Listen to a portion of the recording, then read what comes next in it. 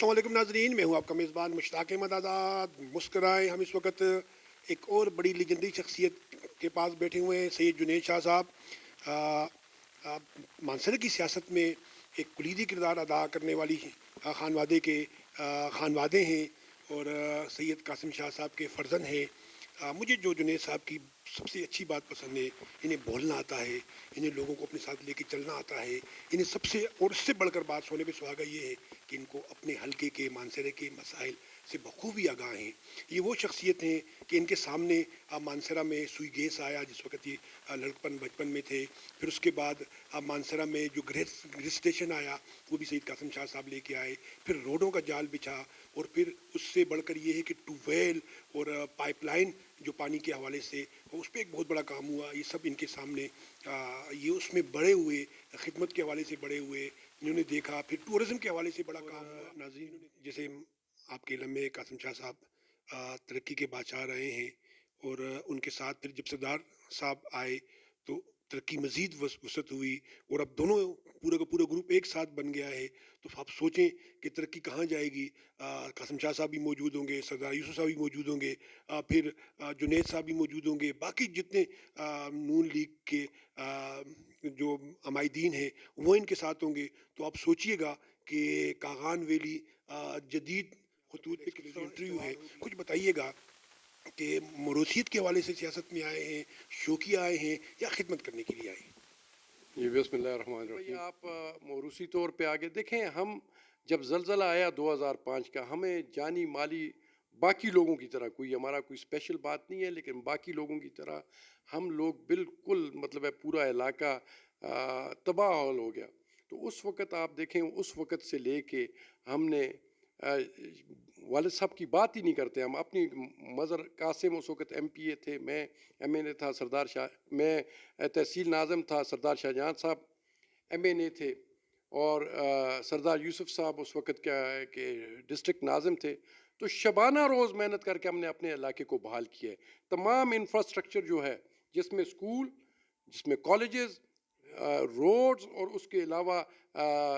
Hospitals और उसके अलावा BHUs और इलेक्ट्रिसिटी और water supply schemes, I mean 1 2 4 नहीं, हज़ारों की तादाद में इनको इनकी बहाली में दिन रात मुख्तलिफ ऑर्गेनाइजेशंस के साथ मिलके, इंटरनेशनल ऑर्गेनाइजेशंस और उसके अलावा जो है वो आर्मी के साथ मिलके, तो तब जाके अल्हम्दुलिल्लाह हमारे लोग जो मतलब उस वक्त डिस्प्लेस हुए थे वो भी वापस अपने वतन को गए। और उसके अलावा उस पूरे इलाके में आज आप देखें अभी भी बहुत चीज़ों की ज़रूरत है, लेकिन इंशाअल्लाह हमने वो अर्थक्वेक की जो डिज़ास्ट्रस जो इम्पैक्ट्स थे इलाके के अंदर, उनको हमने। आज पाकिस्तान मुस्लिम लीग की जो हमारी टीम है, जिसकी क़यादत सरदार मोहम्मद यूसुफ साहब कर रहे हैं, उसके अंदर एक मेंबर की हैसियत से अल्हम्दुलिल्लाह हमारे पास एक पूरा विज़न है कि हमने कैसे अपने इलाके को जो है वो इस तरक्की पजीर होने से तरक्की याफ्ता होने में तब्दील करना है। सबसे बड़ी बात यह है कि तहसील बालाकोट के अंदर मैं अपने आपके सामीन को बताना चाहूँगा, तहसील बालाकोट में बहुत बड़ा पोटेंशियल है। सबसे बड़ा पोटेंशियल जो है वो टूरिज़म के हवाले से, और मैं समझता हूँ कि पूरे पाकिस्तान में जितना पोटेंशियल टूरिज़म के हवाले से तहसील बालाकोट, वादी कागान, बाबूसर तक, और उसके अलावा ज़िला मानसरा के दीगर इलाकों में जिसमें Siran valley, Konch valley,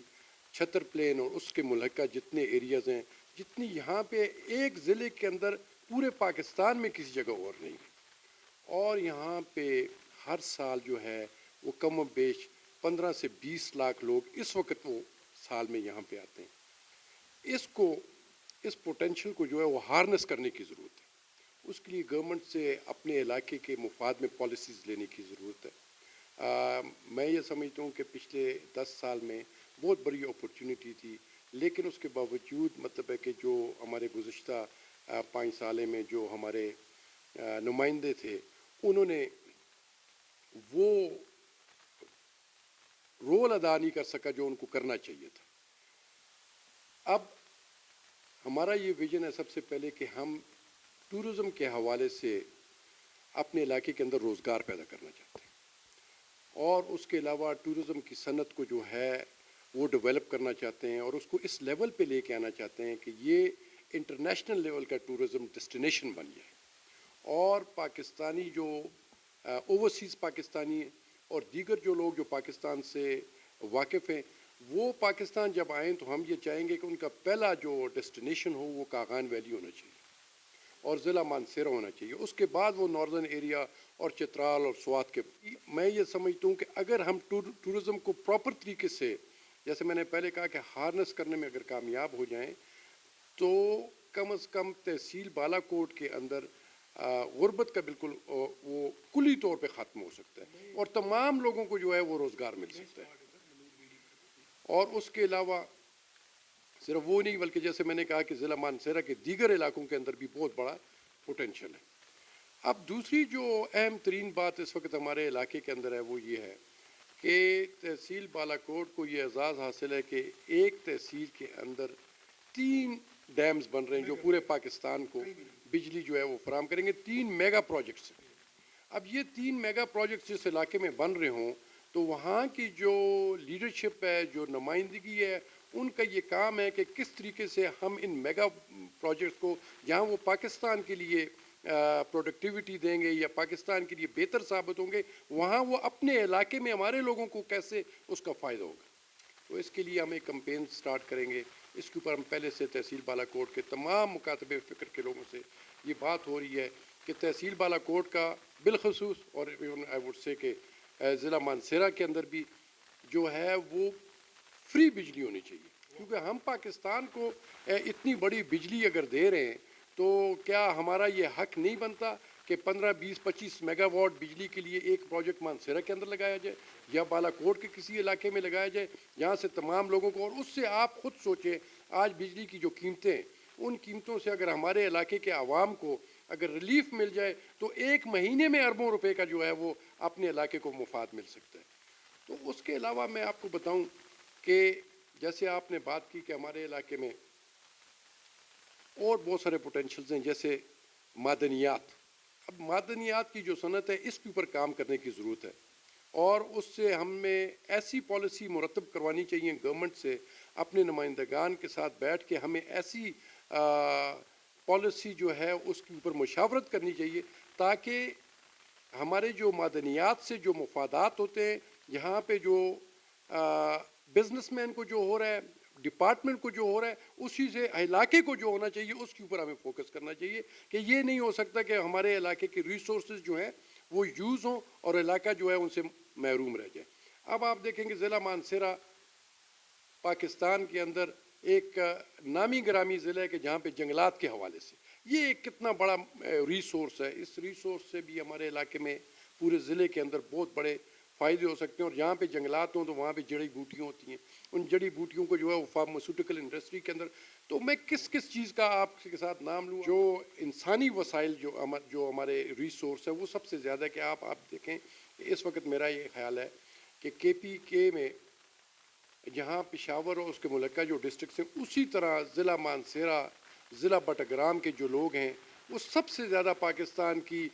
man power کی جو ہے وہ نمائندگی کرتے ہیں مڈل ایسٹ اور سعودی عربیہ کے اندر اور وہاں سے قیمتی زر مبادلہ جو ہے وہ کما کے پاکستان کو دیتے ہیں جس کی بنیاد پہ پاکستان چل رہا ہے. تو ہمیں اپنے اس مین پاور کی جو ہے وہ اس کی دیکھ بھال کرنے کے لیے اور گورنمنٹ سے مطلب ہے میرا ایک جو میجر وہ ہوگا ڈیمانڈ ہوگی کہ ہمارے ان لوگوں کی جو ویل بینگ ہے اس کے لیے ہمیں کام کرنا چاہیے. شاہ صاحب ایک چیز دیکھنے میں آئی ہے جو 3 پروجیکٹ